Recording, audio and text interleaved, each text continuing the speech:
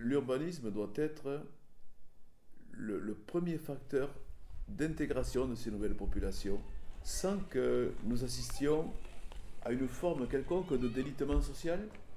Regardez comme le fait de piétoniser un espace, de le rendre accessible aux vélos, aux poussettes, permet justement ces lieux de rencontre, de cultiver ces moments de rencontre, cette proximité. Nous allons pouvoir remettre à l'échelle aussi certains accès. Il y a des voiries qui seraient restées des chemins vicinaux pendant des siècles. Cela va permettre aux populations déjà installées de connaître l'aménagement de nouvelles voies qui vont être facilitatrices dans le déplacement. Et l'intérêt justement de se projeter, c'est que nous allons créer ces voies bien avant que ne s'installent toutes les populations.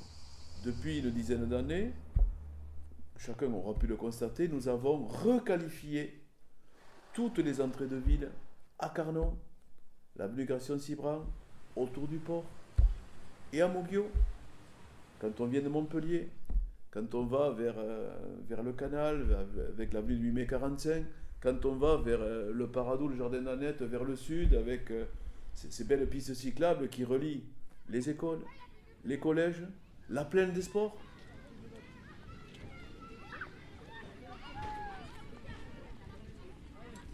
Nous sentons, au travers de ces échanges qui nourrissent notre quotidien, l'attente des gens, certaines craintes un petit peu sourdes, certains espoirs qui sont peut-être mieux portés.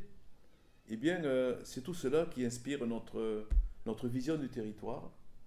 Et la vision n'est pas qu'une simple vision, c'est au sens de l'anticipation qui doit aujourd'hui présider à la conduite des affaires publiques, alors que nous nous sommes rendus compte que la chrysalide s'est transformée en papillon.